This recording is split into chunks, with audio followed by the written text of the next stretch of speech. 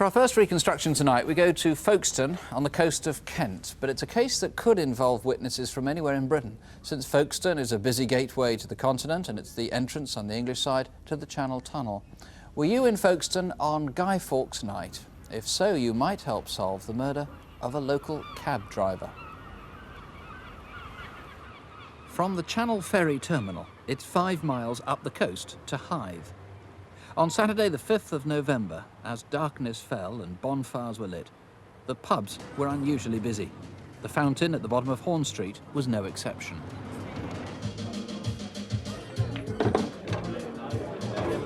Mary Reed had been trying to help customers get home. Hello? Can I order a taxi, please, at the Fountain? Half an hour's wait? Oh, I'm sorry. No, we'll have to try another company. At 12:20, Mary finished work and set off home. There was this taxi sitting in the lay-by, and I thought, oh, we've been trying all evening, and there's one sitting there. But this one was empty, and it wasn't till next day that anyone discovered why. When Derek Brann's taxi was found at this location, the back seat was covered in blood. There is no doubt, because of the amount of blood in the back seat of that taxi, that Mr. Brann is dead. This is now a murder inquiry. Our first priority now is to find the body. Because of the meter fare on the taxi, the car has travelled something like 31.5 miles. The front wheels are covered in mud, so at the moment we are searching the Romney Marsh area. We have covered about a half of the area, but we are continuing our search there. Nearly 2 weeks later, a man's body was found dumped beside the London-bound carriageway of the M20. Derek Brann was new to taxi driving. He was 48, married with 3 sons. He put in a great deal of time for the local Lions Club, raising money for charity and doing welfare work. His main job was as an insurance salesman, but lately he'd turned to taxi driving in the evenings and at weekends to earn a bit of extra cash. He worked for the Folkestone Taxi Company, based above a snack bar in Sandgate Road.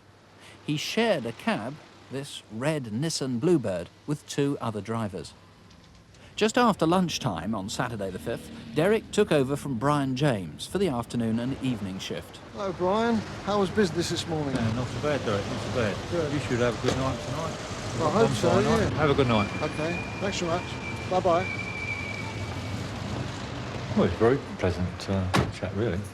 I'd only known him for about 6 weeks since he'd been starting taxi driving. I'll give it to you now. Watch safe ways, Mrs. Moon, because I'm going to talk to you down the downstairs again. Right, Mike. Right, okay. Roger, on my way. As it happened, that particular afternoon we changed over, he did tell me how much he enjoyed the taxi driving, and if the insurance business got much worse, he was thinking of taking that full time. £1.80, please. Thank you.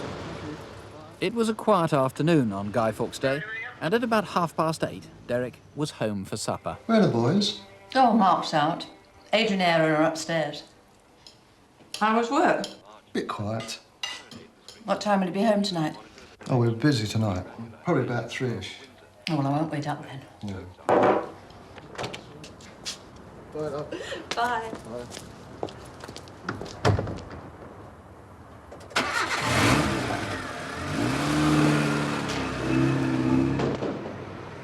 Folkestone Harbour. At 10 o'clock, outside the Burston Hotel, another taxi driver clearly remembers seeing Derek waiting in the rank. Lorraine, Mike. Anybody else clearing out Sheraton, Mark, Charlie and Elva? 20 minutes later, Derek might have been seen again by the security guard on duty in Middleburg Square.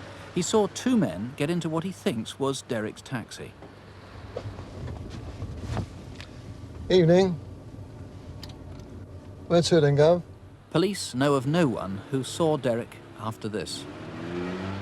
We can only theorise about what happened, but it is possible that Derek took a fare to somewhere in the Folkestone area. When he's asked for the fare, he's been stabbed, and they've decided, in blind panic, that they must take him to a hospital. The only casualty hospital is in the Ashford area, and they've driven him up the motorway, the M20. It has become apparent to them that he was already dead, and we know that the taxi stopped where the body was dumped. I don't think that Derek himself drove this cab out of the area, because it was standard procedure for him to call into his control to say when he was leaving the Folkestone area. So I think we can safely bet the offender has driven the taxi. They know the taxi stopped where the body was dumped because it was noticed by a couple driving past. Watch it on his old bill. No, it's not. It's a taxi. 5 miles later, they saw the cab turn off at junction 10. At about the same time, a man was seen walking down the verge beside the hard shoulder, back in the direction of Folkestone. We believe this man leaving the taxi was one of the attackers and has made his way down the motorway. Meanwhile, the taxi itself has been sighted sometime shortly after 11 in this area of the Romney Marsh. I'm an ambulance driver who drives down through the marsh every night. And when I was driving along, didn't see many cars. And I come across a taxi moving slowly. I had to brake hard. I thought it was really unusual to see a Folkestone taxi out in the marsh. The taxi headed back to Folkestone, and at about 11:15, a cab was seen at the bottom of Horn Street. It seemed to have overshot the road.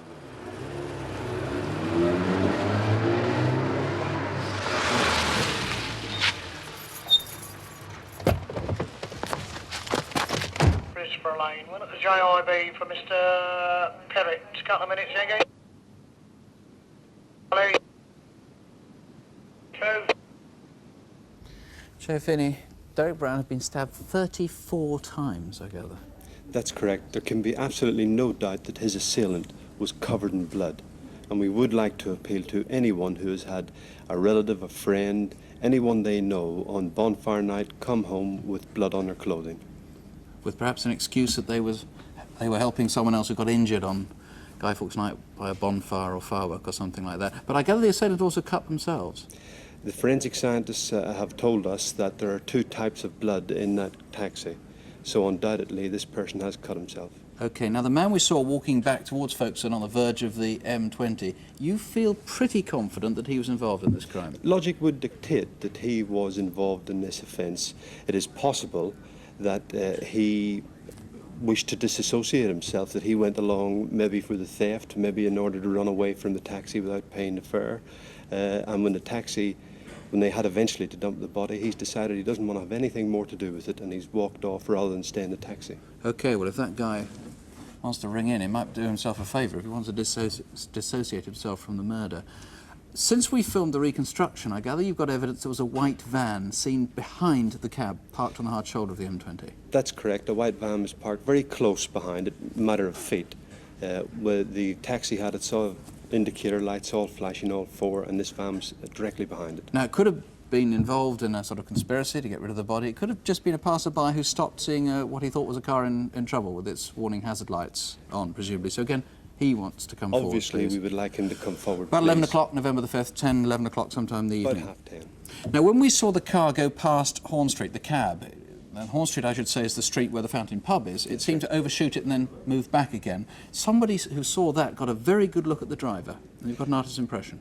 That is correct. In fact, it was a witness who saw the taxi entering the area as he left it. We have got a good artist's impression. The witness himself is pleased with this impression, and we would ask for anyone who knows a person who looks like this to contact us. OK, a lot of clues there. This was a murder, it seems, with a theft of 50 or 60 quid.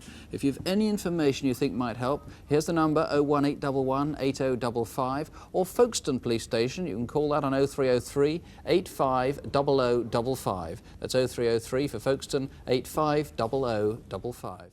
Now, anyone who was in Blackpool on the weekend the illuminations were switched off at the end of the summer season may be able to help police working on our next case. It was like our first case, Guy Fawkes weekend. That Saturday, the 5th of November, was the last day anyone saw 74-year-old Harry Howell alive. 2 weeks later, his body was found in the living room of his flat. He'd been robbed and killed. Harry's wife, Elsie, died just 4 weeks earlier. And since then, he seems to have been a rather lonely figure, living by himself in sheltered accommodation for elderly people in Blackpool. Our reconstruction, which includes actors as well as actual witnesses, begins back in October at Elsie's funeral, where a nephew was particularly concerned about him. Have you thought about what you're going to do now? Oh, I'll manage. I've got a fair bit put away, you know. No, I don't mean. I mean, how are you going to cope? Oh, I'll manage somehow. Well, what about your meals? Well, we'll think of something. Shortly after Elsie's funeral, Harry's nephew took him to the Leagate Cafe in Central Drive, very near Harry's home. Hello, love. This is Harry. He just lives round back in. He's had a bereavement, you know, his wife's died. So he'll be coming in here every day now for his meals, and I'd like you to look after him. Make sure he has a substantial meal, at least one a day. No sandwiches or nothing like that. No. Harry had suffered a stroke which partly paralysed him, and he was blind in one eye. But he was an independent type, and he enjoyed placing a bet and having a pint. He used to carry a large amount of money in his wallet, and he made a point of telling people he was well off. Recently, he'd been going to the George pub around the corner from his home. Police would like to know of anyone seen talking to him there. Harry lived in sheltered accommodation in Ibbison Court, where every morning the warden visits the elderly residents. It's Saturday, the 5th of November. I see you've got your flat nice and tidy now, Harry. I see you've got your flat nice and tidy now, Oh, Harry. yes, fine. Yes. Have you got rid of all Elsie's things? The social worker came round and took them away for somebody more needy like. Yes, yes. OK, love. Right. All right, then. Bye-bye. Bye. Bye-bye. Bye-bye now. Bye-bye. The warden left Harry at 9:30 that morning.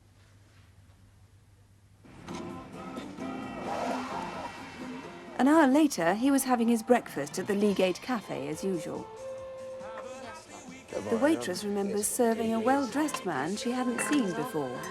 20 pence, is it? Yes, thank you very much. You just listen there to Mike Lancaster, our reporter, who's over there at the moment at the British Gas showroom in Blackburn, cooking for bonfire night tonight. The two men talked together for a while. Yeah, sure. If I knew he was with you, I would have brought the tea down myself. Oh, never mind, love. Take your tea out of that, will you? It's already paid. Police would like this man to come forward. Okay, don't worry. Hello, love. I'm coming for a couple of meat sandwiches for an old man that comes in here regular every day. Perhaps you know him. This is Burton's Bakery on Central Drive, where Harry usually bought a pie at lunchtime. That's all we've got left. Oh, I won't want a salad. He definitely said meat. In that case, I better take the beef and horseradish, please. Horseradish. Would you like one or two? Two, please. Yeah. 2 weeks later, 2 beef and horseradish sandwiches were found unopened in Harry's flat, still in the paper bag. Thanks very much. Thanks very much. These were the only beef sandwiches the bakery sold on the 5th of November. From the description the shop assistant has been able to give, police have produced this video fit of the man. It's obviously vital to their inquiries that he comes forward. I've lost my wife recently. Harry enjoyed chatting to people. On that Saturday afternoon at about 4 o'clock, he kept these complete strangers talking for nearly 20 minutes. I've no worries on that score. I've plenty of money stashed away, you know. Have you? Oh, I'll be all right. Oh, Oh, that's not fair, is it? Oh, no. I'd like a dog, but I can't have one where I live, you know. You can't? No, that'd keep the yobbos away, wouldn't it? Right, yeah. Harry didn't mix much with the other residents in Ibbison Court, and no one knows whether he spent Guy Fawkes' night alone or not.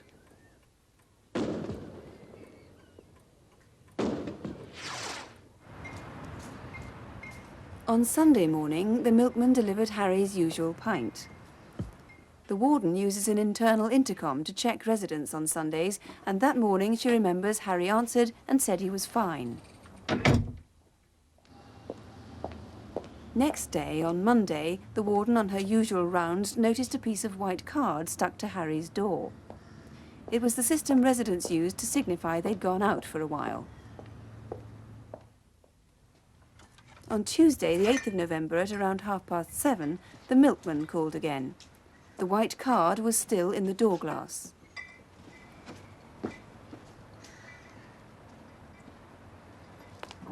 About an hour later, the home help sent by the social services arrived.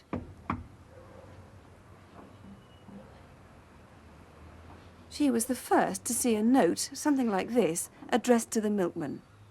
But the milkman hadn't seen it. Half an hour after that, the deputy warden passed by on the regular round. She too remembers seeing a note. The window cleaner who came round that afternoon didn't see a note. So what had happened to it?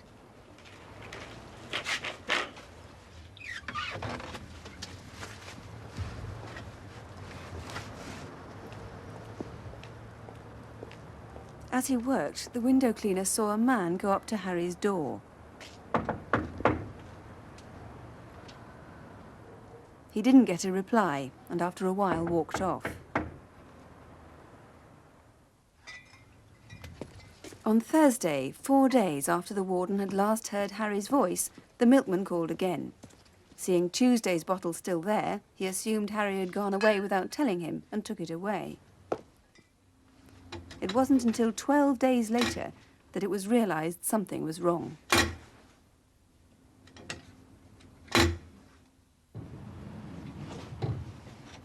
On Tuesday, the 22nd of November, the window cleaner came round again. He was the first person to notice that Harry's door had been damaged, although it was still firmly locked. Concerned, the window cleaner went to the back to investigate. He saw Harry's body lying in an armchair in the lounge. Harry died of terrible head wounds. Mr. Hacking, it's extraordinary that nobody saw the damage to the door for nearly 2 weeks. That's right, yes. Mr. Johnson, the window cleaner, was the first person to see it, but there's quite a bit of damage. It looks very much like there's been a burglary, but of course the damage could have been caused afterwards in order to cover up a burglary. If it is burglary, there was certainly quite a lot stolen. For a start, there was a quite distinctive watch, wasn't there? That's right, yes. He had this watch, Mr. Howell. It belonged actually to his lifelong companion, Elsie Flegg. And on the watch, he's printed the words presented to Harry Flegg on his retirement, a word to that effect. It's a gold watch with a gold rim, and is quite valuable. And the keys were stolen, weren't they? In addition, there were keys to the home were stolen as well, about 12 keys on a bunch. Right, and the brown wallet? That's right. Something similar to the one you have there? A wallet similar to this was also stolen. It's just an ordinary brown fold-over type wallet. And we know that in that wallet, Mr. Howell has in the past kept several £100s. Right. What about this note? It's a complete mystery. It was pinned to the door probably for only half an hour. Who wrote it? Who put it there and why? That's right, yes. It was seen there on Tuesday, the 8th of November. It was either put there by Mr. Howell or by his killer. Now, the indications are that Mr. Howell didn't put it there. There was no indication that he was going away anywhere. He hasn't put notes of that sort there before. So, in all probability, it was the person who was connected with Mr. Howell's death who put that note there. Right. Now, we're looking in particular for 2 men. The man, first of all, who went into Burton's bakery that Saturday for some beef and horseradish sandwiches for an old man, as he said. Could we have his description? That's right, yes. The man who went into Burton's bakery, he was quite a tall man. He was slim, with a pale, drawn face, with dark hair that fell over his face, over his forehead. And the second man was the man seen on the morning of that same day talking to Harry in the cafe as he ate his breakfast. That's right, yes. This man seen in the cafe with Mr. Howell, he again was quite tall. He was described as broadish built, but he was wearing a fawn-coloured overcoat with a trilby hat, with a soft trilby hat. Right, there's always a possibility that's the same man. I hope There we is get that. lots of calls, Mr. Hacking. Thank you very much. If you can help Detective Superintendent Hacking with any information on this case, please do call. Perhaps you saw Harry or chatted to him at the Leagate Cafe or at the George Pub. The number here is 01811 8055, or the direct line to the incident room in Blackpool is 0253 293933. That's 0253 293933. Our next case is one you may have read about in the newspapers just before Christmas. Shortly after midnight on Monday the 19th of December, 22-year-old photographer Lorraine Benson was murdered after spending the evening at a staff Christmas party in Clapham in South London. The tragedy is the greater because shortly before she was killed, several witnesses saw or heard things that made them suspicious, but they weren't sure enough to call the police. It's a message to all of us. If any of us sees or hears something that worries us, always notify the police. They really won't think you're wasting their time. Because there are so many clues and sightings of Lorraine that night, there's a better than usual chance that Crimewatch viewers may be able to help identify the killer. Our reconstruction begins to the south of London in Croydon, where Lorraine had been working as a photographer. Just keep nice and still. A nice big smile for Mum, come on.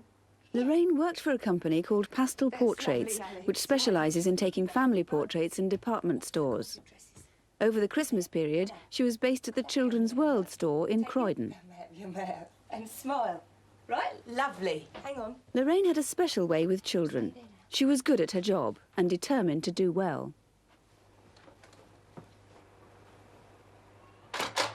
Beautiful. When Lorraine left work at 5:30 that Monday evening, she was carrying a carrier bag and a blue holdall with a change of clothes in it. She probably went by train to Clapham Junction. Perhaps you saw her. She'd been invited to a staff Christmas party at the Arding and Hobbs department store in Clapham, where she used to work. She changed out of her work clothes somewhere en route, but the blue holdall has so far not been found. Lorraine was due to go back to work at Arding and Hobbs just after Christmas. She was looking forward to it and seemed to enjoy the party, meeting old friends again.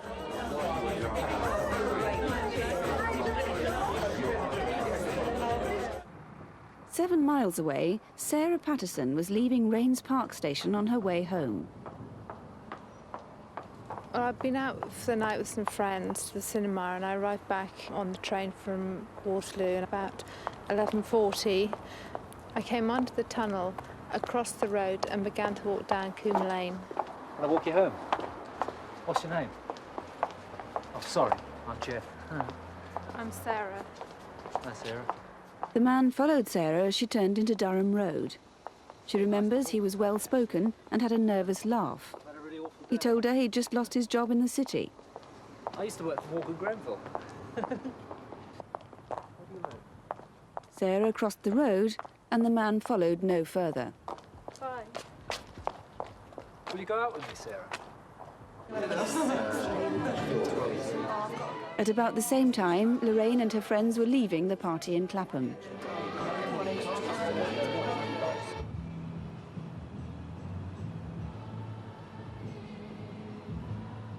Lorraine asked two of her friends to walk her to the station.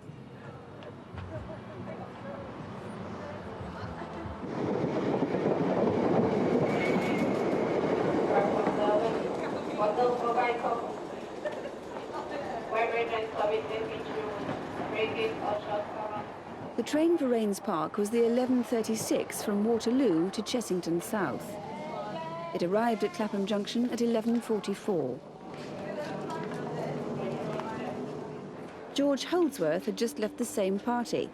He was looking for a smoking carriage. George and Lorraine had worked together at Arding and Hobbs. Take care. What are you doing on this train then? I'm going to see my mates. Staying the night in his place. Oh, really? What's that for? He's gone off to Australia tomorrow, so I'm going down the airport to see him off.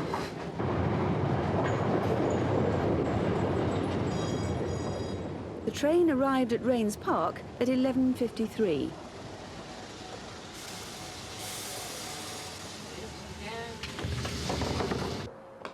George remembers the station was almost empty. As they walked out of the station, Lorraine told George she had to ring her friend to ask him to meet her. So George left her at the phone box. Right, take care then. Yeah, and you. Happy Christmas. Bye.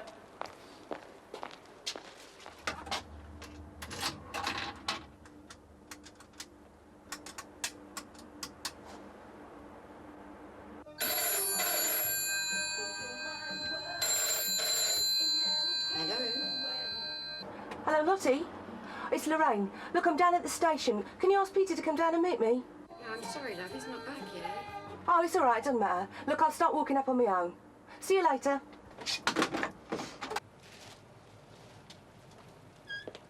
Lorraine was never to get there. But several people did see her as she headed down Coombe Lane towards the A3. These skateboarders and this minicab driver were about half a mile further down Coombe Lane and near the road Lorraine was heading for. As the cab driver drove round the Cops Hill roundabout, he saw a man standing on the corner. The man seemed anxious to hide his face. Back near the station, bus driver Brian Laverick was coming to the end of his route.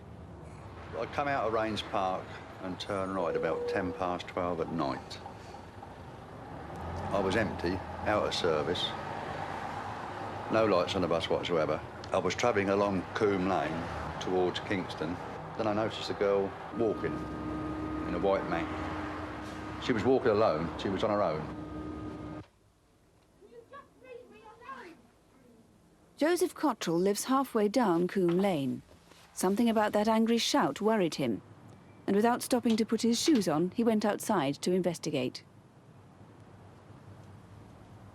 He crossed the road and watched for some time what he thought was perhaps a couple making up after an argument. But he still felt uneasy. He put on his shoes to go out again.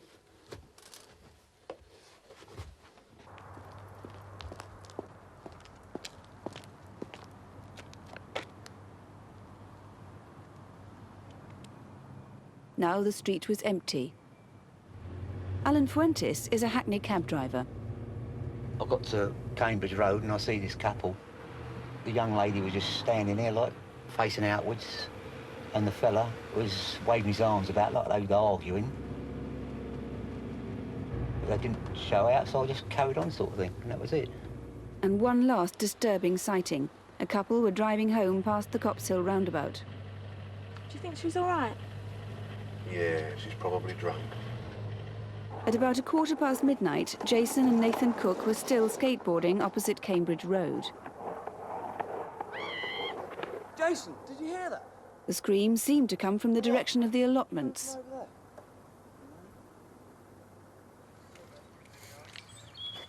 Next morning, police found Lorraine's body near a path that runs alongside these allotments. She'd been strangled. Detective Superintendent David Fielding is in charge of this case. Just to get it absolutely clear to start with, was Lorraine the sort of girl to go off with somebody? She certainly wouldn't. Lorraine put up a tremendous fight. Her honour was very important to her, and of course she paid the ultimate price. She lost her life. And I feel that someone certainly knows who killed Lorraine, and I asked them to think about it, call us tonight. The sad thing is that the whole story is full of if-onlys. So many people saw Lorraine in circumstances that concerned them but didn't do anything about it. Well, Lorraine telephoned home, spoke to her father at about 8:30 that night to say that she wouldn't be home that night. She arrived at Rains Park Station hoping to be met and then would walk along to her ultimate destination. Unfortunately, her friend wasn't there to meet her. After that, she made a telephone call and then she walked down this very wide, brightly lit road facing the oncoming traffic, so she minimised the risks. Yes. You've seen the sightings that those witnesses saw. What are the gaps now in what you know about Lorraine's walk down Coombe Lane? Well, we know about the confrontation that she had about half a mile down, but I'm certain that other people in that area saw something suspicious. They may have seen Lorraine either on her own or being followed down the road or arguing with this man who we've seen on the video. And also, it's possible that someone else has seen this character who turned his back on the cab driver at the roundabout. And we want to know who he is and who is the man arguing with Lorraine. Yes, anybody should come forward. They might have this vital piece of information that might trace this man. There's his description there. He's 6 foot tall, thin, hollow-cheeked, unshaven, dark collar-length, scruffy hair, well-spoken, and he calls himself Jeff. Do you think Jeff and the suspect could be the same man? It's possible. But someone must know who Jeff is, and I would ask them, come and see us. We've got to speak to him, perhaps to eliminate him. There's one more sighting which could be vital and took place 2 days before the murder on Saturday the 17th of December. A woman was cycling home down the pathway where Lorraine's body was found, and she remembers seeing a man who looked like a tramp and tending a fire. He stepped into her path and forced her to swerve. So again, that tramp could be, again, the same man as Jeff and the suspect you're looking for who was seen Lorraine. Could be. We certainly want to know who the tramp is and who Jeff is, yes. Well, finally, we still haven't found a belt that Lorraine was wearing that night. That could provide a clue if somebody could find that. It's the one item or accessories that is missing, and we certainly want to find it. It's possible that it's been thrown away or hidden even. So, yes, anyone who got any information about that, please come and see us. If you recognise that or if you can help in any way, I know that the local people feel so strongly about this, they've got together to put up a reward to find whoever killed Lorraine. The number to the studio here is 018118055, or the direct line to the incident room at Wimbledon Police Station is 01541 1212. That's 01541 1212. If you know anything at all that might help, please do ring. Now, if you can think back to 2 weeks before Christmas, were you in North London, perhaps driving through Stoke Newington? Stoke Newington is on the A10, one of the main roads to the city from the north. On Sunday, December the 11th, you might have noticed that an estate agent was open in Wareing Road. Or maybe you knew the proprietor, Lionel Webb. A Barbadian by birth, he'd lived most of his life in Birmingham, then moved down to London in 1985. On that Sunday, at around the close of business, with the lights in his office blazing, Lionel was murdered in full view of the street.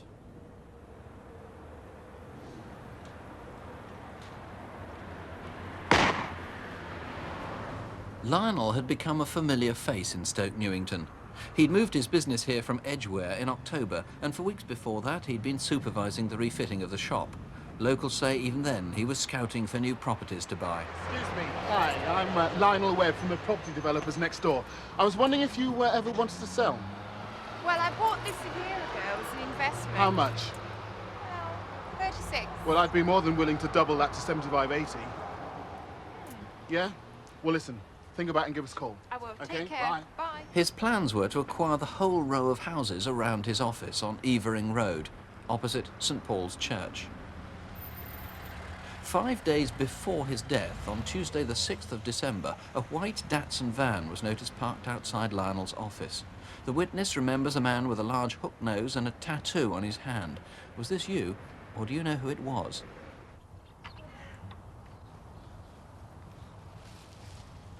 Lionel worked 7 days a week, and at 9 a.m. on the fateful day, Sunday the 11th of December, he set off from his home in Mill Hill. He was carrying a briefcase and a black plastic bag. About 11 o'clock on that Sunday morning, a man wearing a dark woolly hat got out of a red car and went into Lionel's office. Then there's a gap in sightings.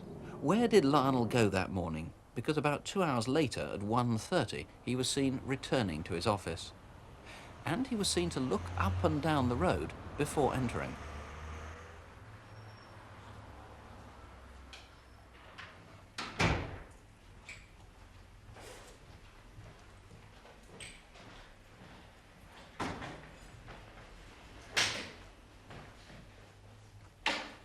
Then, it seems, he took a shower.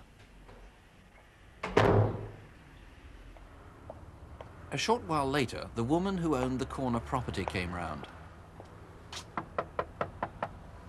She'd decided to accept Lionel's offer, but he'd failed to call her back.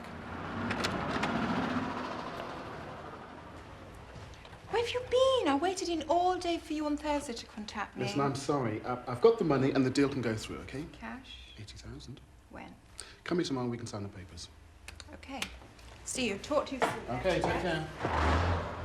About an hour later, at around 2:30, a man in his 50s or 60s was seen in Lionel's office. He was dressed in a smart Trilby hat and grey checkered overcoat. Then, at about 3 o'clock, Lionel's secretary turned up. Oh, hello. What are you doing here? Just had a row with my boyfriend. Surprised he stayed so long. What do you mean? Was he ever done to you? Nothing. You're in a strange mood. Well, wouldn't you be if you had debts like mine? Oh, everybody's got debts today. What? 2,000 to this person, 20,000 to that person. Come on, how am I going to pay that? Worry, something will turn up. Yeah, like what? I don't know, something will. Relax.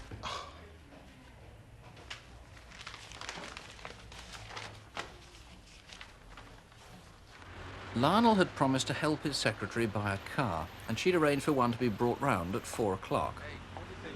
It's nice. It's really nice.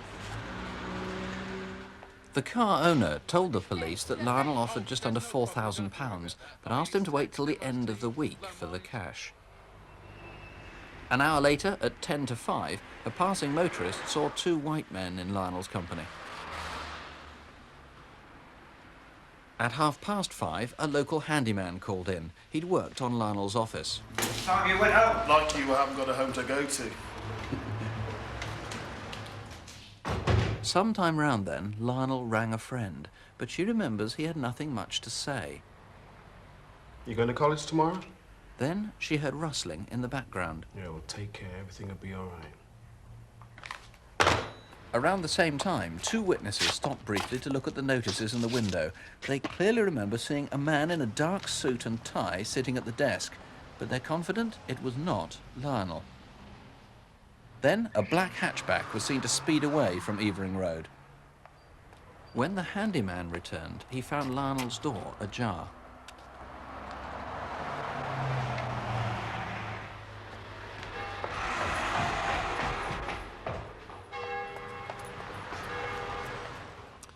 Bill Cutts, why? What was the motive? Well, maybe robbery. There's a briefcase and £4,000 that we never recovered, that we know he had, or more likely is a gangland revenge killing over drugs or money deals. Now, what's the link with drugs? Well, in the back of the shop after the killing, the police arrived, they found 2 kilos of cannabis resin. Each kilo was wrapped in a clear cellophane packet. At Eddie's home in North London was a large quantity of amphetamine-based tablets. We must make it clear that we will treat with great discretion anybody who calls into the studio if they've had any dealings with drugs, but if it's of a minor nature, the police really aren't going to be interested in that. This is a murder inquiry. Now, of the people who were represented in the film, obviously you need everyone to come forward if they think that they were represented there. The white man with the hook nose and the tattoo, that was on his left hand, wasn't it? On the left hand, yes, just between the forefinger and the thumb. And it definitely said Mum, no question about that. No doubt about it. That's pretty distinctive, and you obviously need him to come forward to eliminate himself or anybody else who knows him. Then there was a black man in a very smart suit sitting at Lionel's desk. Yes, this was about 5:30, 5:45 in the evening of the Sunday the 11th. Right, and the witness is convinced that wasn't Lionel? Yes, they're most certain that it wasn't the same man. OK, there's a black hatchback car. Again, there's another clue you saw screeching away at the end of around the time of the murder. If that was you and you had nothing to do with this murder, for heaven's sake, come forward. And I also gather you've got some more evidence, literally in the last 24 hours, about a 10-year-old girl. That's right, a passing motorist has just come forward 24 hours ago and told us that he saw a 10-year-old girl walking past the shop at about 5:45, which is the most important time, around about the time of Lionel's death. Well, obviously, there aren't very many 10-year-old girls or girls of that age watching this programme, but if you are the parent in Stoke Newington of a girl, 8, 9, 10, 11, 12, who could have been in Evering Road on Sunday, the 11th of December at 6 o'clock or thereabouts, please do call us. Here's the number to the studio if you can help with any of these, 01 811 8055. Alternatively, you can try the incident room, that's 01 488 5212. 01 488 5212. Now to Bristol and what may have been the most callous form of crime, a murder for the hell of it. A man who was a harmless, hopeless alcoholic was hit on the head for no known motive. Police fear the killer or killers might strike again. It happened on the night before January's Crime Watch, Wednesday, January the 11th. Were you in Bristol then? Our reconstruction begins in the city centre, near the Broadmead shopping area. Radio Bristol News. It's 9 o'clock. This is Norman Rickard. The Civil Aviation Authority has ordered new safety checks following the M1 plane disaster on Sunday night. The Stokes Croft roundabout is a popular meeting place for the city's homeless. They call it the Magic Roundabout. One of the regulars was Mickey. He never ate much from one week to the next. Drink, that's as much as he did, from one bottle to the next. It was mostly cider, but when funds were low, they had been known to drink meths, and lately he was drinking cider with Dettol. Mickey came from Stoke Gifford, not far from Bristol, and he'd worked in various labouring and farming jobs. This is him 7 years ago at his sister's wedding. His parents had both died, as had his handicapped brother. Mickey lived with his sister for a time, but started drinking heavily, and soon afterwards left home.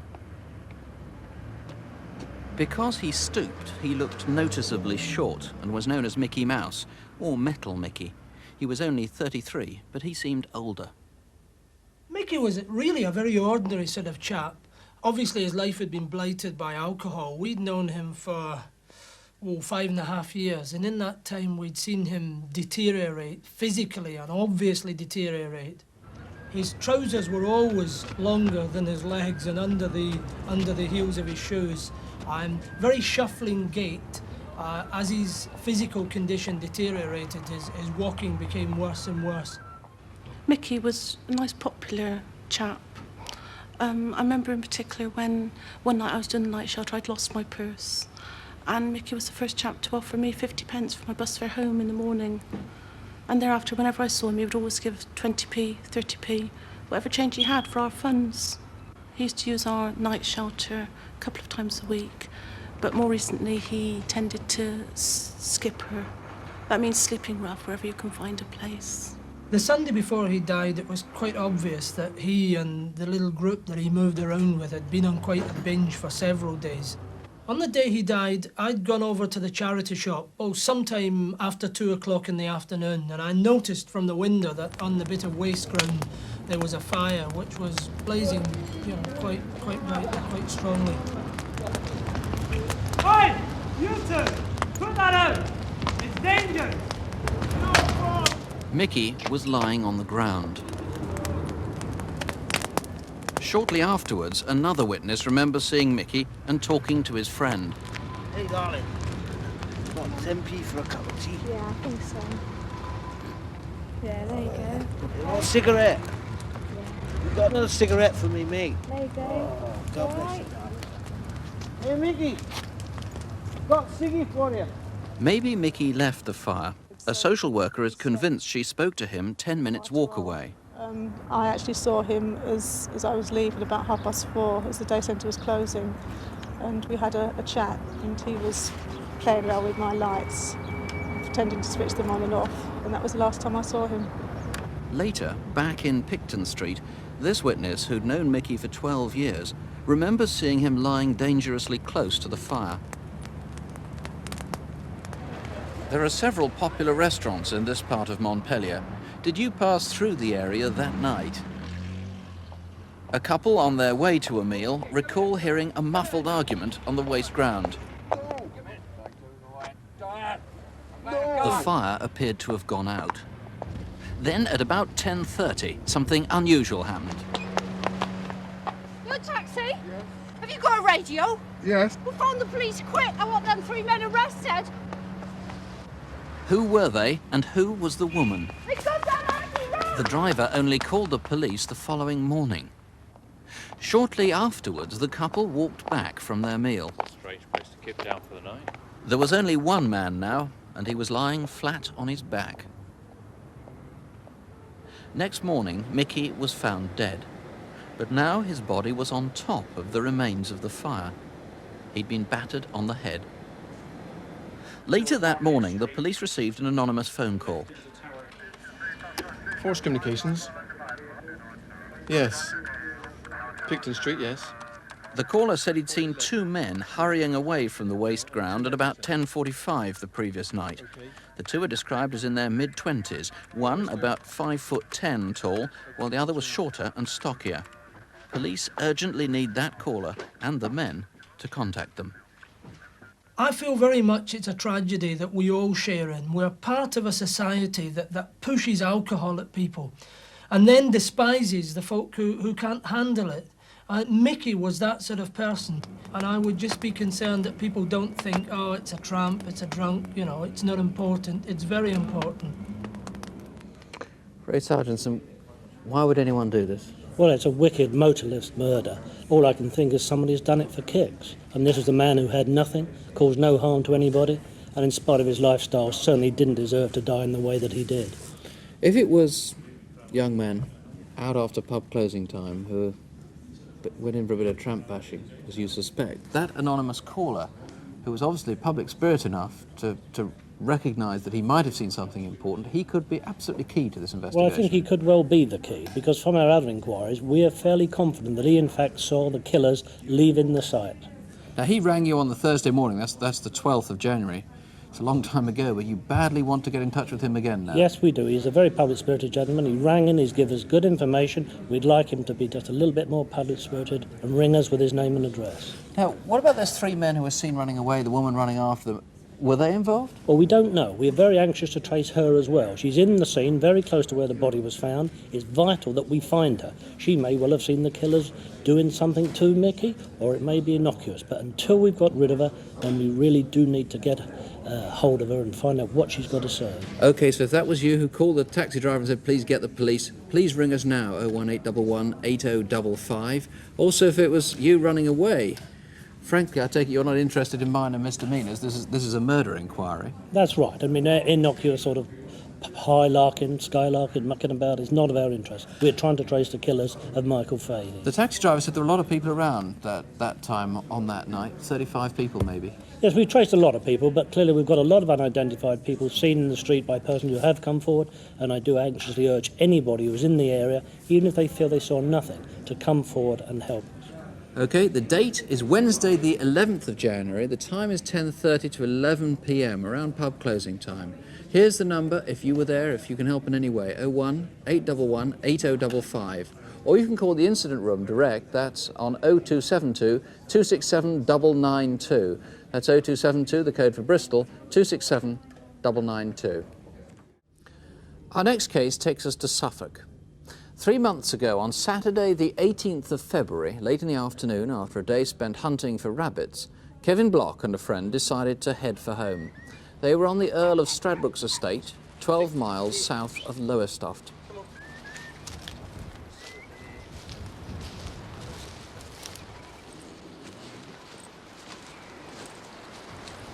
Hey, Toe, come here. At first, they thought they'd found a tailor's dummy. It turned out to be the body of 31-year-old Jeanette Kempton, known to friends as Jean. She disappeared from Brixton in South London 2 weeks before. This is Treherne Court on the Myattsfield estate in Brixton. It's 8:30 on Thursday morning, the 2nd of February, the last day Jean was seen alive. Jean had been divorced for several years, but for the sake of their 2 children, her ex-husband used to visit frequently and often stayed there overnight. Did you see my sock? No. Come on, you two, get a move on. Bye, Mum, bye, Dad. See you later. Thursday was her ex-husband's day off work, and the pair of them went shopping on Brixton Road.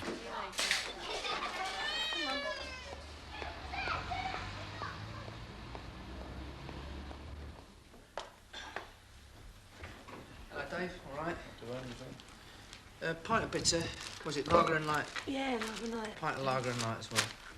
Jean was a heavy drinker, often spending whole afternoons in the pub. When they started drinking at about 12:30, they were the only customers in the Loughborough, but they were soon joined by a friend. All right. All right. Right, Trev. What are you drinking, Jean? Oh, lager and light. Jean's friend had come to cash a cheque for £300. Cheers.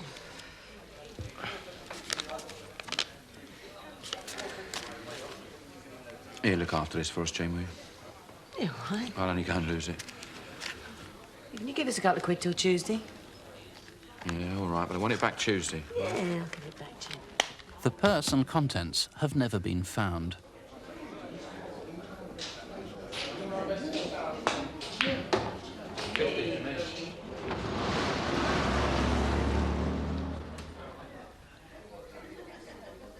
Right. I'm going to go give the kids their tea. I'll come back pick you up later. All right. All right. Ta-ra. Ta-ra. When he did come back, 3 hours later, Jean had gone. At 6 o'clock, her friend went with her to the Five Ways florist a few doors down from the pub in Loughborough Road. She was collecting a wreath for a funeral next day. It's really nice. What do you think, Trev? Yeah, it's all right. It's really lovely. Cheers. Cheers, darling.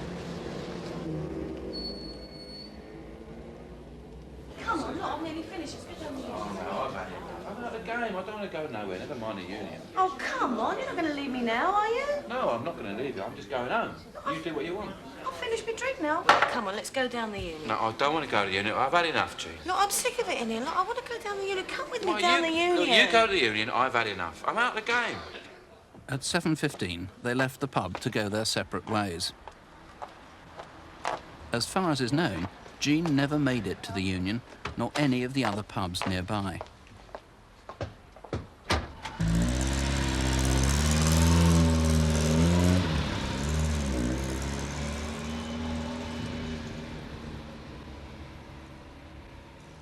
How did Jean make the journey from Brixton up to Suffolk, probably using the A12?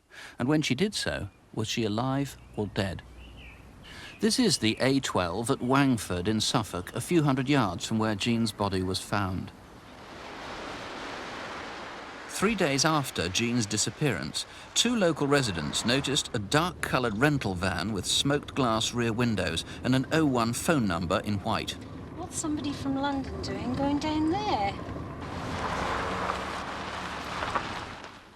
Leslie Fairs, an estate worker, saw a stranger's car drive through Park Farm. I was mixing up cattle food and heard the car come into the farmyard. I hadn't ever seen the car nor the 2 people in the car before, so I just walked out of the building further to get a better view as I disappeared into the distance into the estate.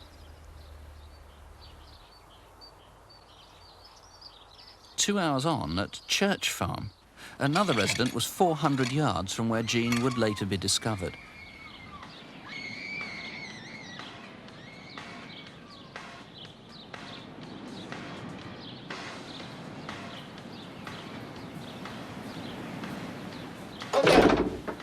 Roger! By the time his wife had come down, both the screaming and the music had stopped. 12 days later, Jean's body was discovered.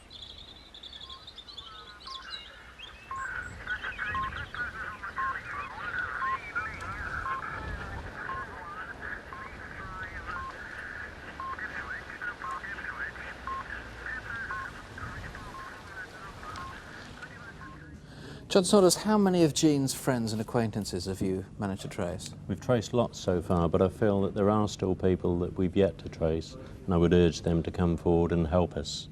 Now, a lot of those clues that we pointed out in the reconstruction could be spurious. Those 2 vehicles, the dark van, the white car, and the screams, could all be quite unconnected with the crime. Yes, what we're particularly interested in, though, is who actually was in those vehicles. And as you say, they may well be unconnected, but we need the drivers of those to come forward for elimination purposes. OK, that's the dark van in Middlebarn Lane. That's the afternoon of Sunday the 5th, the white car Monday the 6th, about 9:30, and whoever was larking about, if that's what it was, at 11:30 on Monday the 6th. A lot of Jean's possessions haven't been found. The coat, the stiletto, purse very much like this. Of course, that very distinctive wreath that she brought in Brixton, it might have been dumped somewhere. And jewellery, of which this is an imitation. This ring with a dark stone and imitation diamonds. This looks as though it's got a sovereign in the middle of it, this bracelet. Yes, it has, with a Britannia sovereign with the Queen's head on the other side. It's a gold 22-carat gate bracelet. OK, and there are 2 plain gold rings, and obviously if a jeweller or someone else has been offered that as a group, it's pretty distinctive, isn't it? Yes, they may well have gone to a jeweller, a dealer, or a pawnbroker. People watching this, knowing the geography, may have ideas themselves of somebody who might be implicated. You'd like them to call? Yes, certainly. Anything that they can tell us, obviously, will be treated confidentially. But now, Crystal Palace was playing Ipswich around the time that she disappeared. Yes, that was Saturday, the 4th of February, just 2 days after she was last seen. OK, there might be just something in that. How are her 2 boys? Obviously, they're young children, and they are being looked after by relatives at the moment, and hopefully they're receiving the best care that they can. Well, if you can help, please call us straight away. The number here is 01811 8055, 01811 8055, or as always you can call the incident room direct. In this case 0473 610 610. That's 0473, the code for Ipswich, 610 610. We start tonight in Dundee, though the men police need to interview could come from anywhere in Britain. 2 months ago, on Monday the 8th of May, a shopkeeper was attacked in his own shop in Union Street in the city centre. Gordon Johnston died from his injuries. He was married with 2 children, aged 12 and 9. Many of the witnesses to the events that day have taken part in our reconstruction. Dundee, with its famous bridge across the Tay, attracts shoppers from around the east of Scotland. At the heart of the shopping centre is Union Street, and one of the oldest shops there is Gow's for guns and fishing tackle. How's the family? Very well, actually. It's Alistair I'm in about. I'm looking for a gun for him. He's joining the gun club. Gordon Johnston had been working here since he left school at the age of 16 in 1955. He began as an assistant and had now become manager and sole employee.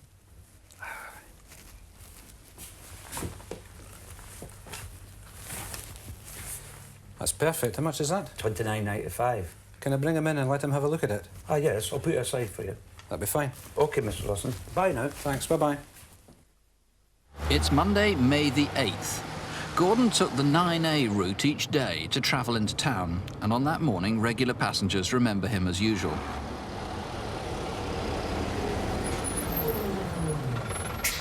He was seen getting off the bus opposite Burton's at about 8:45 that morning, and he then walked along the Nethergate to the shop.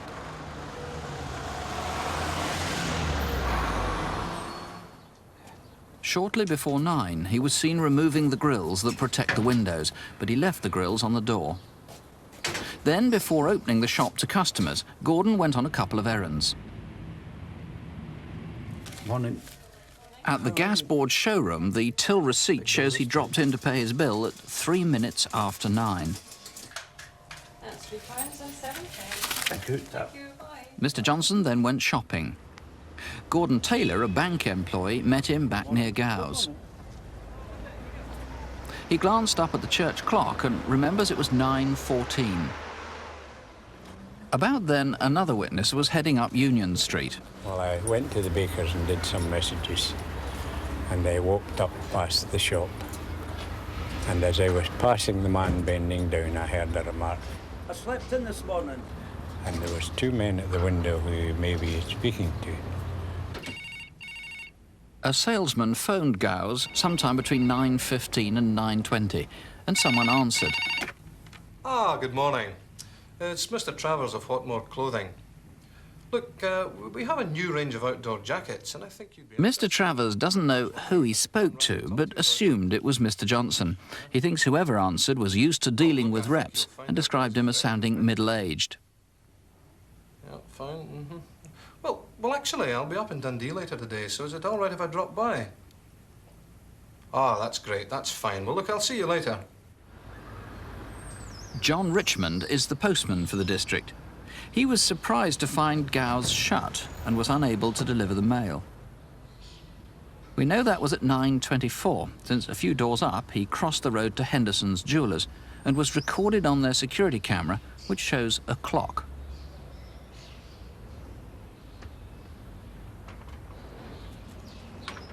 By this time, the town was filling up, and police need to hear from anyone who visited the area of the Nethergate and Union Street. The first shopper known to visit Gow's that morning was John Bishop. Came down Union Street to go into Gow's to buy some fishing tackle. So I tried the front door, it was locked. Looked at my watch, it was 9:38. A man's head appeared from behind the shop door. And as I turned to walk down the street, his head appeared again. He didn't seem concerned that he'd seen me at all. A few minutes later, Marion Davidson went to the shop. As she tried the door, she heard a voice. Wait a minute! She didn't have time to wait and went to work. Kenneth Hastie was walking up Union Street, and so was Linda Galozzi. When Linda drew level with Gowes, she saw a man acting suspiciously and she stopped to watch. He seemed to be having trouble locking the door.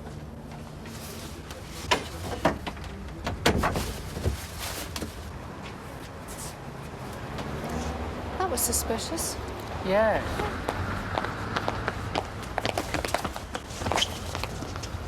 Some people are ignorant.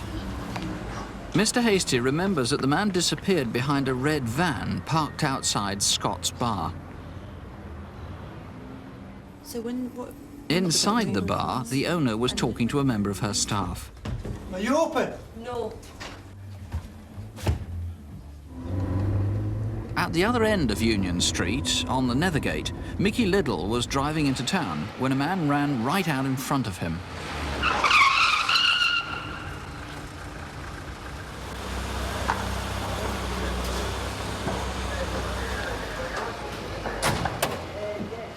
By 4:30, a customer had become so concerned, he'd summoned the police.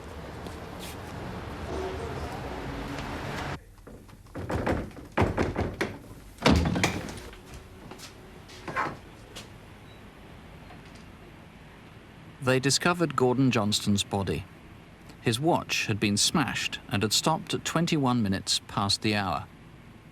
In fact, the hour hand was broken in the attack, but presumably it was 21 minutes past 9, which means that it's very important to identify those two men who were seen looking into the shop window a little bit earlier. Indeed, yes. One is described as in his late 30s and 5 feet 9 inches in height. The other is smaller and described in his 20s. He's of stouter build than the first one. Now, one of the witnesses, as we saw in the reconstruction, actually saw a face inside the shop. Yes, unfortunately it's only half a face, because as you would see in the film, the window was obscured and we could only see the witness could only see the top part of the man's face. He describes him as being 40 to 50 years, 5 foot 9 inches in height, slim build and pointed, craggy features. Even so, it's quite a detailed Crimewatch video fit, that. It is, yes. Now, we've got an even more detailed one, or at least we've got a more complete video fit, because this is the man seen running away from the shop. That's right. Or at least walking away briskly. This man, carrying a gun case, is described as 25 years, again 5 foot 9 inches in height, of average build and sharp features. He had dark collar-length hair and he was wearing light denim jeans, and witnesses have described his clothing as either a light anorak, which was dark blue in colour, or a jerkin, and it had a hood, but this hood may have been attached to an undergarment. OK, it's quite similar to the video fit that we saw, the half video fit earlier. Now, it also is quite similar to a man who was picked up by that security camera in the jeweller's shop shortly after 9 o'clock, isn't it? That is correct, yes. What time was this taken, this? This was shortly after 9 at the same jeweller's shop, and it may have been that this man was innocently going to a railway station, a bus station or whatever, but we haven't traced him and it's imperative that we do. Here it is again. We'll freeze on that point. Now, if that was you, and if you were innocently going about your business that morning, a little bit after 9 o'clock, please do call us right away now. There was a clasp knife found as well. This outside Scott's bar, which is on the route that the man was seen walking away fairly briskly. You suspect this might have been stolen from Gowes? Yes, Mr. Johnson did sell such knives, but unfortunately we cannot say how many have been stolen, or indeed this is only one. So if anybody was offered an Opinel French clasp knife in suspicious circumstances, particularly in the Tayside area, you need to hear from them. That is correct, yes. Now, he was a popular man in the vicinity, and I know local people have been very upset, let alone the family. Very much, yes. They've got together a reward? Yes, the proprietors of the shop and their associates in the area have put forward a reward of £12,000 for information which will lead to the arrest and the conviction of the person or persons who have committed this crime. OK, well, we know that Mrs. Johnston and the children are watching tonight. If you think in any way you can help, here's the number to ring. In the studio, it's 01811 8055. Or you can ring Tayside Police at Dundee direct on 0382 23200. That's 0382, the code for Dundee, 23200. The first of tonight's reconstructions is a case that made the headlines. The disappearance of those two walkers, Peter and Gwenda Dixon, on a cliff-top path in Pembrokeshire. It happened at the end of June, a time when thousands of tourists were in southwest Wales. Many of those holidaymakers have since returned to the area to help police with the inquiry. Now, some of them have helped to make a Crimewatch reconstruction. It begins at a campsite where the couple had been staying.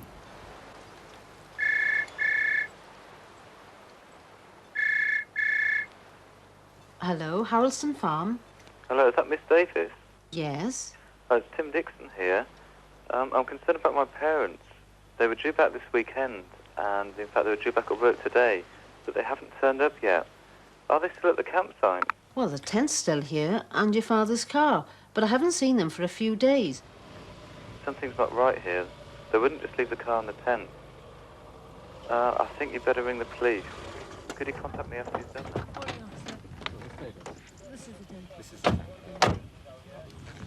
By now, it was 4 days since Peter and Gwenda Dixon had been seen here at Howell Farm campsite.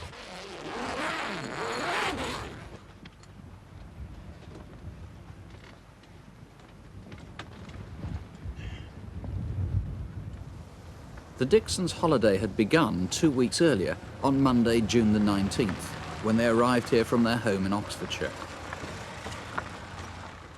£24.50. It's even cheaper than last year. Well, you are earlier this year, and we are cheaper in June. Thank you. We'll probably stay a second week if the weather holds. It was so good this year, we decided to come away before it changed. Well, if you decide to stay, you can settle before you leave. I hope it stays fine for you. They'd been visiting this site for 16 years, and so they knew the area well. Both Peter and Gwenda Dixon were very fit. They enjoyed walking and loved the Pembrokeshire countryside. They'd been happily married for 27 years and had 2 children. One of them, their son Tim, joined them on holiday for a couple of days. And a jumper and a life jacket when you want it. CQ, CQ, CQ, Golf Whiskey 0, Hotel Foxtrot, Quebec Mobile, Golf Whiskey Peter 0, was a keen radio ham and often spent hours on end contacting other enthusiasts. If you heard his call sign or if you spoke to him by radio at the end of June, please call us now. Foxtrot, Quebec Mobile, Golf Whiskey 0, Hotel Foxtrot, Quebec Mobile. Does anybody read? The village of Marlows is about 5 miles from the campsite. It's the day before the Dixons' disappearance. At about 9 a.m, 2 men were noticed walking away from the post office. Later, the same witness saw the same 2 men about 2 miles from the campsite at St Bride's Crossroads. Do you know who they were?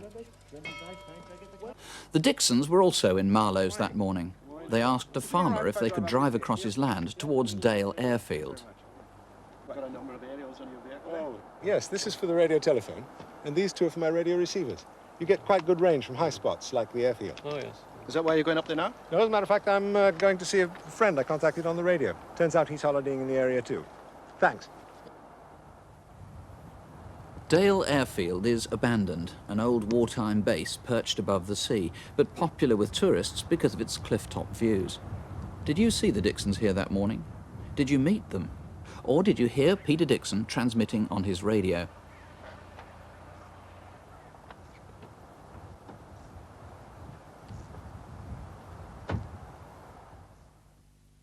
Next day, the day they disappeared, breakfast time on Thursday, June the 29th.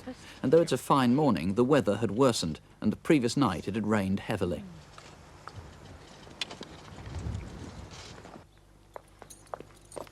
About a quarter of a mile from the campsite at Hasgard, Susan Beddoes was taking her children to school. 2 cyclists caught her attention.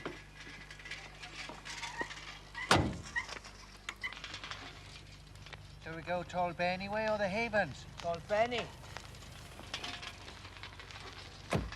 It seemed they were heading towards the coastal path via the village of Tolbenny. Dispirited by the erratic weather, Richard Lynes, who was camped next to the Dixons, was packing up to leave. Morning. How are you this morning? Oh, a bit fed up with this weather. We've decided to go home today. Yes, we've had enough too. What time are you off then? About midday. We're going for a walk along the coastal path first, towards Dale. Give the tent time to dry out. Oh, must be off. Bye. Richard Lyons was the last known person to have a conversation with the Dixons. Campers remember seeing the couple set off for their walk at about 9:30. From here, there are no known witnesses, but if the Dixons did take the coastal path towards Dale, this is the way they would have come. Just before 11, Richard Lyons and his wife left the site. They were the only people that knew the Dixons were planning to return home that day, so no one was alarmed when the couple failed to return.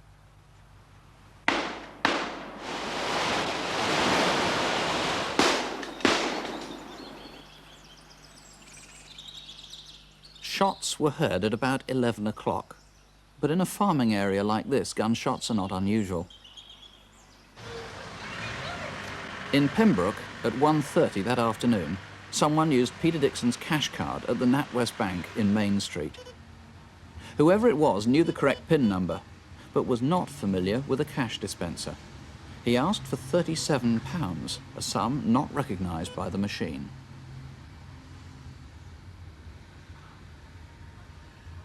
Almost immediately, he corrected his mistake and withdrew £10.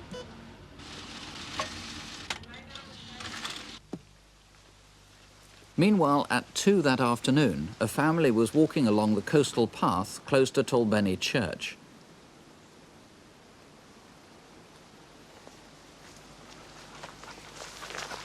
They remembered the man because his behaviour was so peculiar. 4 p.m. back in Pembroke, and the cyclist was using Peter Dixon's card again. This time he withdrew £100. A few doors down from the bank is the John Bull store. Someone spent £40 here on a new pair of walking shoes. It's 3 o'clock the next day, Friday the 30th of June, in King Street, Carmarthen. A different man was seen in the vicinity at about the time that Peter Dixon's cash card was used again. There was a blue Ford Sierra parked close by. And 1 day later, on Saturday the 1st of July, Nicholas Elliott was driving through Haverfordwest on his way to work when, at 7:15 a.m, he passed the NatWest Bank in the High Street. From this sighting, police made this artist's impression.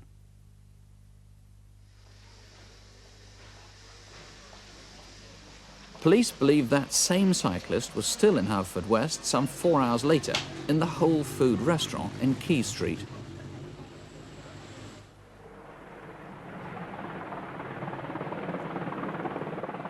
For 2 days, the RAF, police, coastguards and National Park wardens searched along the coastal footpath, suspecting that the Dixons had fallen from a cliff. What they found was worse than they had feared. Just after 3 p.m. on Wednesday the 5th of July, a police dog discovered their bodies at the edge of the cliff top, carefully hidden by branches. Gwenda and Peter Dixon had been killed with a 12-bore shotgun. Clive Jones, whoever was using the cash card is obviously critical to this case. Crimewatch has been able to enhance the original artist's impression. What do we know about this man? Well, there is no doubt at all that he is the person that we need to identify and is the person who cashed Mr. Dixon's cash card. I feel that one of the persons who can help us with this and can certainly help us identify him is the fair-haired youth from Marlos, who was in his company the morning before the murders, which we saw in the reconstruction earlier. He's obviously on a hiking holiday in the area, walking, and split up from the cyclist shortly after going through Marlois. I appeal to him, if he is watching, please ring us. Now, there were a lot of holiday makers in the area at that time. I think you've worked out about 1,200 so far. Presumably the ones you need to talk to most critically are those who were on the cliff-top path on that 29th of June. Yes, indeed, and we're aware that there were 76 persons who walked that wooded area of the coastal path between the morning and early afternoon.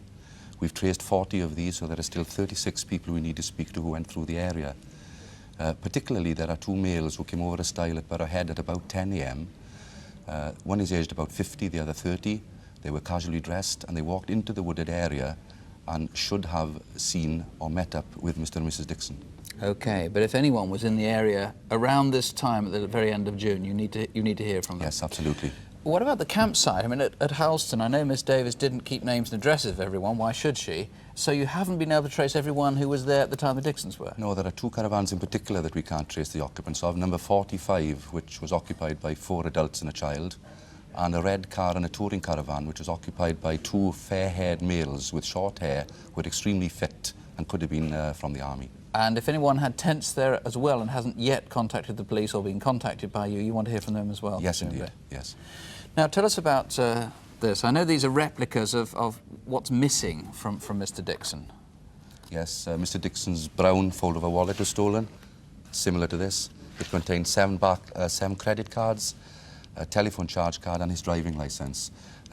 These make up an unusual array of credit cards, and some of them, particularly the Trust House 40 Gold card, is not something that a large number of people would carry. OK. Well, as I say, it might be quite difficult to remember what you were doing on the 29th of June, but you'll know if you were on holiday in this area, and if you were on that coastal path in particular, or if you were at that campsite around that time, please contact us. If you think there's anything that you can add in any way, here's the number, 01 811 8055. Mr. Jones and his team are here. If you prefer, you can ask to speak to a BBC researcher. Other members of the team are standing by at the incident room in Carmarthen, and the number there is 0267 235 101. That's 0267, the code for Carmarthen, 235 101. Well, the first of our main cases tonight is the reconstruction of the last evening 18-year-old Michelle Wareing was seen alive. On a warm September evening, Michelle disappeared after spending a Saturday night out with friends in Wigan. Our film begins at around noon the following day, Sunday, September the 10th, at Station Road car park just outside Wigan Town Centre. Oh, you're not going down there to that old handbag, are you? Oh, come on, there might be money in it. Oh, yeah, you're right. What's this, Dad? Finding handbag. Hang on, let's have a look at it. And we'll take it to the police. There's some shoes there as well. They might have something to do with this handbag.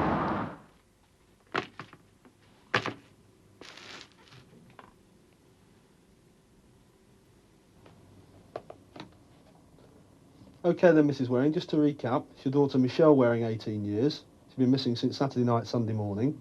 Yes, that's right. OK, I'll get an officer round straight away. Bye-bye.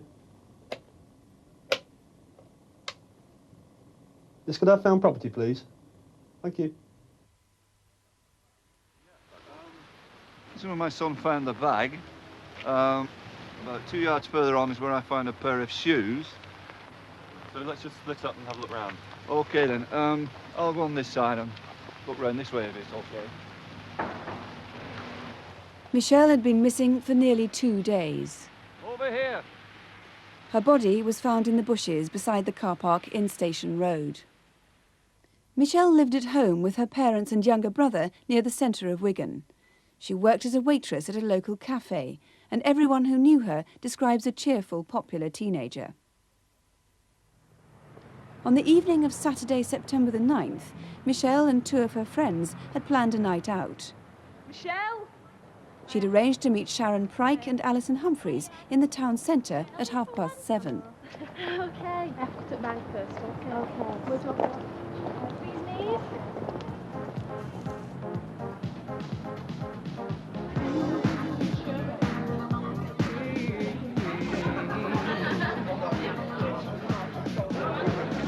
Enough 3 hours of market, please.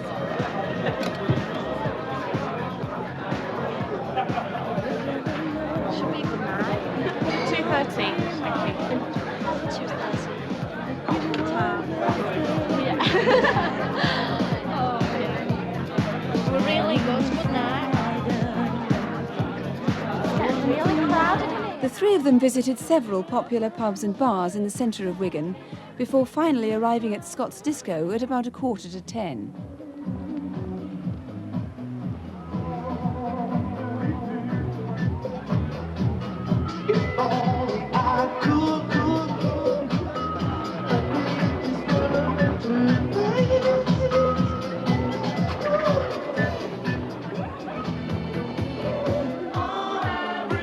Michelle's friends remember her as her usual happy self that night, but towards 1 o'clock in the morning, she'd become tired.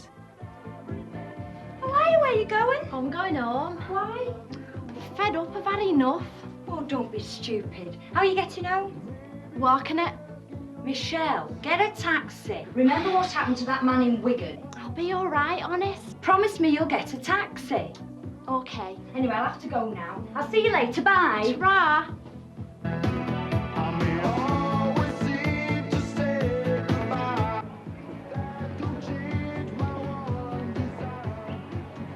As Michelle left the club, Alison and her boyfriend were already outside waiting for a taxi. Can you take us to Kit Green, please? Okay. As they drove away, Alison saw her friend walking up King Street towards Walgate. Where Michelle went next and exactly what happened to her, police can at present only speculate. Did she take a taxi on Walgate? Did she accept a lift from somebody? Police need to hear from you if you saw her getting into a taxi or a car. Or perhaps she met up with somebody she knew who may have offered to walk with her the 1.5 miles home. One witness reports seeing a girl like Michelle standing next to McDonald's 400 yards from Scott's. She was with a man described as 6 foot tall, slim, with short blonde hair and wearing jeans and a light patterned jumper. Minutes after that, 2 separate witnesses saw a couple arguing outside the multi-storey car park at Station Road. One witness particularly remembers the girl's white shoulder bag. Several other people report hearing screams and shouts coming from the car park. The multi-storey itself was nearly empty by now. Was yours one of the few cars still parked there? And if so, did you hear or see anything unusual? At about 2:30 that morning, David Bradshaw was walking home down Station Road when he saw a young man near the exit of the car park. As David continued on his way, another young man, tall with short blonde hair, ran out in front of him from the entrance of the car park and up towards the town centre. And this was just 50 yards from where the following Monday evening Michelle's body was found. Detective Superintendent John Smith is leading this investigation. What was the motive? I believe this to be a very violent, sexually motivated attack.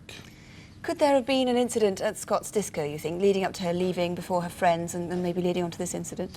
Inquiries have not revealed any incident in Scott's. I believe that Michelle Wareing was very tired, and that is the reason she went home. If Michelle had decided, against her friend's advice, to walk home, what route would she have taken? She would probably retrace the steps she took in coming into Wigan that night. That's by walking back through the town centre towards her home in Welly. So, in fact, that car park would have been out of her way if she was walking home? That is correct, it would be, yes. It's about 800 yards away from the disco. How far was that car park from Scott's? About 10 minutes walk at the most, probably 8 minutes average. We can see there where Michelle was found. That is the star, yes. The entrance and the exit to the car park. That is correct, yes. That exit, a man was seen leaning over the railings, and you're particularly anxious to find him. Yes, I certainly am. I would very much like to eliminate this man from the inquiry and urge him to come forward. He's a young man, late teens, light-coloured clothing, and he may well have been in that area of the car park for some length of time, maybe hours, prior to this particular sighting. If anybody knows this man's identity, please contact the incident room immediately. And someone else was seen near the exit, at the entrance to the car park? That is correct. A man with blonde hair, about 6 foot, blue jeans, dark pullover, ran from that direction towards the town centre. And another sighting too around that time? Yes, that is correct. There was a couple walking along Riverway with a dog when a man brushed past them, again a man with blonde hair. And again I would urge these people, if they recognise themselves, to contact us on the incident room at Wigan Police Station. Now those couples who were seen arguing, are you sure that they were Michelle or not? No, in fact we're not. Neither of the young ladies has been positively identified as Michelle, although both were wearing dark coloured clothing. The sighting at McDonald's, we know that the blouse that the young lady was wearing there was very, very similar indeed to Michelle's. But again, I would appeal to these people, if they do recognise themselves as being outside McDonald's or outside the car park arguing, please contact us. Could save a lot of vital police work there. It certainly would do. Incidentally, to help you remember, Wigan were playing at home football against Northampton that night. That might help to jog your memory. Finally, briefly, there was a red car at the car park too, which might be significant. Yes, the Ford Orion was seen parked on Riverway by the multi-storey. The index number of the vehicle began with an E and ended with an E. It was quite a new car. Right, Mr. Smith, for the moment, thank you. And of course, most importantly, if you think you may have seen Michelle herself in the small hours of that Saturday night after she left Scott's, remember it was Saturday night, September the 9th, Sunday the 10th. Please do call us. Even the slightest piece of information could make all the difference in helping police work out exactly what did happen to Michelle that night. The number direct to the studio here is 01 811 8055, or you can contact Detective Superintendent Smith's colleagues at the incident room in Wigan on 061 855 7039. That's 061, the code for Manchester, 855 7039. Our first case tonight is that murderer in West London. Christoph Schliak was a flamboyant character who lived in a flat on Coverdale Road in Shepherd's Bush. He came here from West Germany some 20 years ago. He trained there as a barrister, but he worked in London as a sub-editor for Butterworths, the law publishers. And our reconstruction begins there on Monday, the 18th of September, just off the Strand.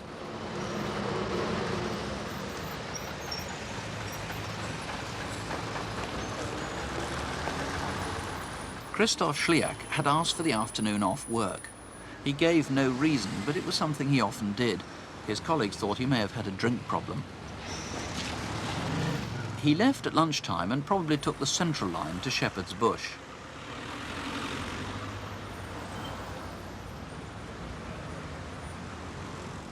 He dressed distinctively with a waistcoat and gold pocket watch, a Trilby hat and monocle. He carried a book to read in a green carrier bag.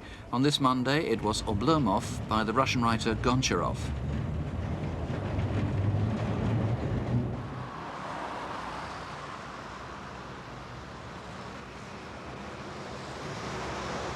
Once at Shepherd's Bush, he would probably have walked across the green towards the Bush pub. Christoph was a regular in the pubs around Shepherd's Bush.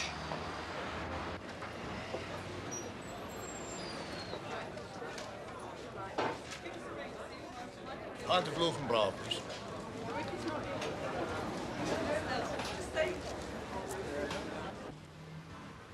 At about 3 o'clock, he was joined by another regular in the pub. What, no work today? Oh, I have taken the afternoon off. Would you like a drink? I'd love one.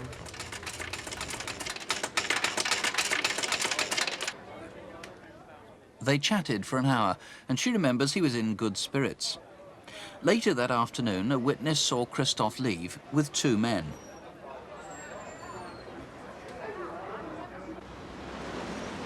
At about 5 o'clock, he was seen in the White Horse pub nearby on the Uxbridge Road.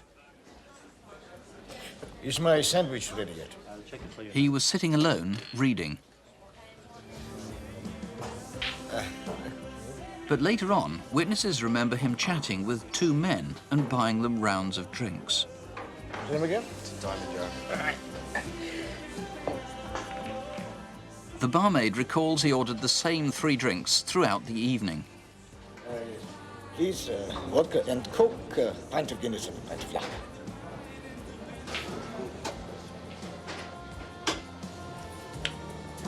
Thank you, my dear. At about 8 o'clock, an argument took place. I am offended by that remark. I am totally disgusted with you. He stormed off, but was next seen calmly chatting to one of the locals. Then a disagreement broke out over at the pool table. Someone tried to jump the queue. I'm on next. No, I don't think so. What's your name? Sam, I'm on the board. No, you're not up next. It was the man in the black leather jacket who'd been sitting with Christoph. He called himself Sam, and witnesses recognised a strong Dublin accent. The landlord came over to sort the problem out. Is your name Sam? Yeah. You're 10th in line on the pool table, OK. Right. Shortly afterwards, Christoph must have left the White Horse. No one saw him go, nor the 2 men he'd been with, but he left his carrier bag containing his book and his pipe. Sometime before 9:30 that night, he went across the road to the Premier Food and Wine shop. As well as the cider, he bought a packet of cigarettes. Thank you, my friend. Christoph only ever smoked a pipe, so who were the cigarettes for? It could well have been his companions in the pub. He was seen with two men like them walking towards his home.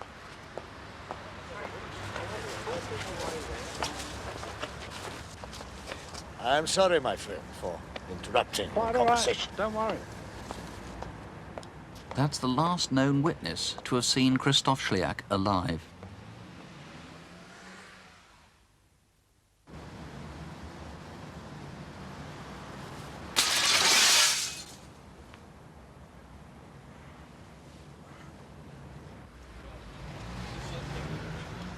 At about 10:15, an off-duty woman police constable noticed a man in blood-stained clothes walking briskly up the Uxbridge Road.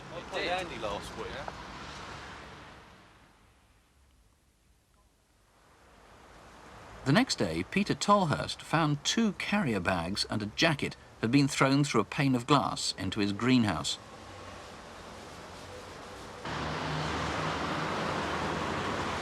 As he lived across the street from the police station on the Uxbridge Road, he reported his findings to the desk sergeant. Yes, can I help? I don't know whether you're interested, but I found these in my garden. There's an awful lot of blood on them. Except for one item, a shirt, the bags contained blood-stained clothes and linen belonging to Christoph Schliak.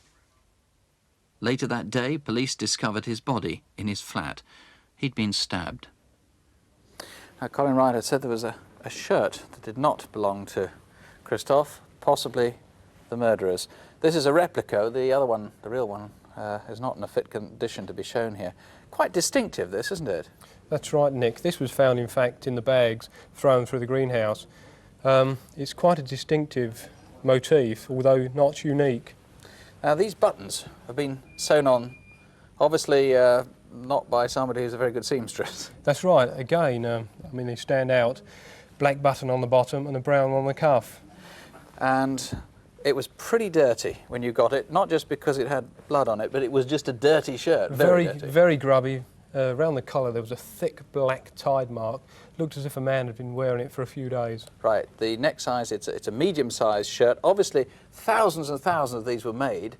You're not interested in people telling you where they are, who's got them, only if somebody can link it to a man of the right description. Now, the description we've got an artist's impression done by that police officer. We have, who saw the man walking down the Uxbridge Road. That's her impression of him. We know he's what? He's tallish. He's about 5'10". He's got dark curly hair. OK, let's now look at the descriptions of the men in the pub. Now, this is the younger man. That's right. He's got a ruddy complexion. He's about 25 to 28, of medium build, light brown, wavy hair, down to his collar. And we know he spoke with a noticeable Dublin accent. And a lot of Irish people are in that pub, so they're going to be right about the geography. Yes, they were bang on with that. And the older man also probably had a Dublin accent, we think. Grey hair, medium build. Not a very good description, but the two together, it may just stick in the mind of somebody. OK, well, if there's any way in which you think you can help, please do call us. Christoph Schliak, if you knew him, you might have known him as Christoph Schliak. This is the number to call, 01 811 8055. Or you can call the Kensington Incident Room on 01741 6212. That's 01741 6212.